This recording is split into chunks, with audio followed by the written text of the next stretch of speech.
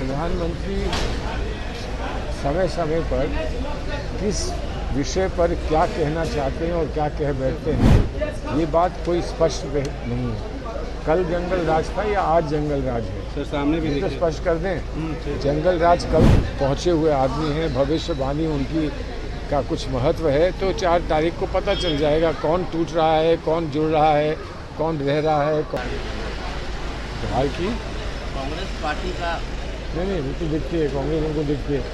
और एक बिहार में जंगल राज। अच्छा, बिहार में जंगल राज। देखिए, प्रधानमंत्री अपने पे उंगली उठा रहे हैं या किसी और पे उठा रहे हैं? वो कांग्रेस पे उंगली उठाते हैं तो हम उसका जवाब देंगे और देते रहेंगे। लेकिन बिहार में अगर जंगल राज की वो बात करते हैं तो बिहार में जंगल राज जो अपने नेतृत्व में उनको जंगल राज मिला है उसकी बात करते हैं या वो किसी और जंगल राज की बात करते हैं? प्रधानमंत्री समय समय पर किस विषय पर क्या कहना चाहते हैं और क्या कह बैठते हैं, ये बात कोई स्पष्ट नहीं है। कल जंगल राज था या आज जंगल राज है? सर सामने भी तो स्पष्ट कर दें। जंगल राज कल था या आज है, इसको स्पष्ट कर दें। कांग्रेस आ गई है या आ रही है, इसको स्पष्ट कर दें। 400 सीटें उनकी आ रही हैं तो आगे तो फिर कोई चर्चा ही नहीं हो सकती। लेकिन वो कहते ये हैं कि 400 सीटें हमारी आ रही हैं और कांग्रेस आकर ये करेगी, कांग्रेस आकर ये करेगी। वो तो ये भी नहीं कहते कि कांग्रेस को मत आने दो, वो तो ये कहते हैं कांग्रेस आ रही है और आएगी तो ये करेगी। कल पटना में प्रधानमंत्री फिर आ रहे हैं, रोड शो भी कर चुके हैं पटना में। क्या लगता है कि जब इतने आश्वस्त है तो फिर पीएम को रोड शो करनी पड़ रही है, बार बार बिहार आना पड़ रहा है? नहीं, वो बिहार आ रहे हैं तो इससे आपको उससे क्या शिकायत हो सकती है?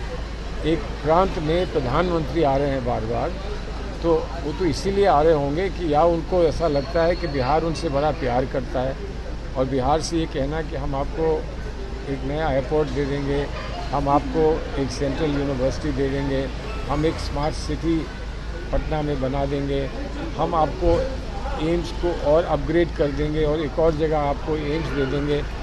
ये सारी चीज़ जो प्रधानमंत्री कह के जाते हैं और उस वायदे पर फिर कुछ होता नहीं, तो अगर उनको यही अच्छा लगता है कि एक ही बात को जाके बार बार दोहराएं और बार बार झुटलाएं, अगर उन्हें अच्छा लगता है तो इसमें हमको क्या शिकायत हो सकती है? आप लोगों ने जांच एजेंसियों पे सवाल उठाए तो बीजेपी कह रही है कि दरअसल 4 चरणों में जो रुझान आ रहे हैं उससे बौखलाहट में आप लोग चाहते हैं कि जांच एजेंसियाँ बंद हो।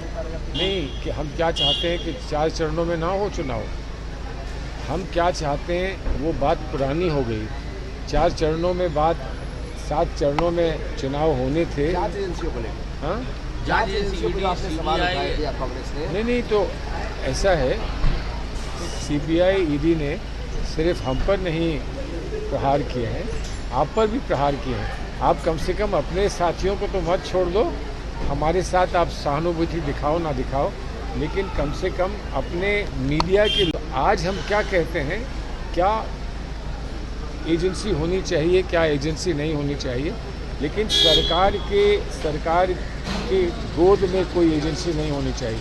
एजेंसी हो, इलेक्शन कमीशन हो, कोई हो, कोर्ट हो, जो भी हो, उसको स्वतः अपना काम करने का अधिकार होना चाहिए, उसका पूरा सम्मान होना चाहिए।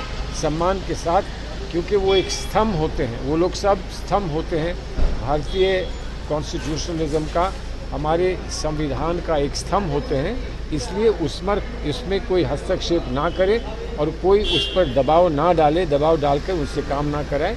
हम सिर्फ इतना कहते हैं, इससे ज़्यादा तो कुछ कहते हैं। असम के सीएम ने कहा है कि 4 जून के बाद कांग्रेस 2 भागों में टूट जाएगी और राहुल गांधी दोनों जगह से हार जाएंगे चुनाव। अब वो भविष्यवाणी करते हैं, अगर वो एक बहुत पहुँचे हुए आदमी हैं, भविष्यवाणी उनकी का कुछ महत्व है, तो 4 तारीख को पता चल जाएगा कौन टूट रहा है, कौन जुड़ रहा है, कौन रह रहा है, कौन जा रहा है, वो सब 4 तारीख को पता चल जाएगा।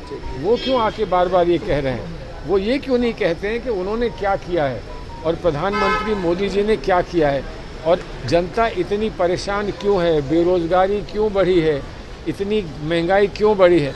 ये नहीं कहते, अभी भी ये नहीं कहते कि 4 तारीख को महंगाई समाप्त हो जाएगी, अभी भी नहीं कहते कि 4 तारीख को बेरोज़गारी समाप्त हो जाएगी, महिलाओं का उत्पीड़न समाप्त हो जाएगा, आपको आपकी चिंता परेशानी सब समाप्त हो जाएगी। ये क्यों नहीं कहते हैं?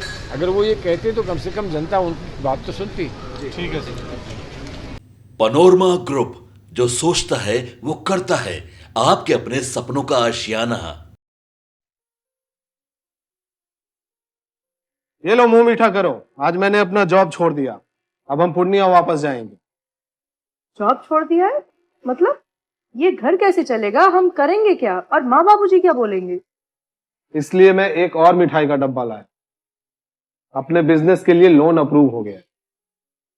अरे लोन अप्रूव हो गया वो तो ठीक है, लेकिन पूर्णिया में हम रहेंगे कहाँ? अपना घर भी तो नहीं है वहाँ। इसलिए तो एक और मिठाई का डब्बा अलग से लाया हूं। हमने पूर्णिया में घर ले लिया है, पूर्णिया के ई होम्स पैनोरमा में। पूर्णिया में पैनोरमा ग्रुप लेकर आए हैं ई होम्स पैनोरमा। बड़ा घर, आलीशान जिंदगी और अत्याधुनिक सुविधाओं के संग। अरे अरे, अब क्यों मुंह मीठा करवा रही हो? क्योंकि हम घर वापसी जो कर रहे हैं। घर वापसी की खुशी पूर्णिया में ई होम्स पैनोरमा के संग। E homes panorama, luxurious lifestyle redefined.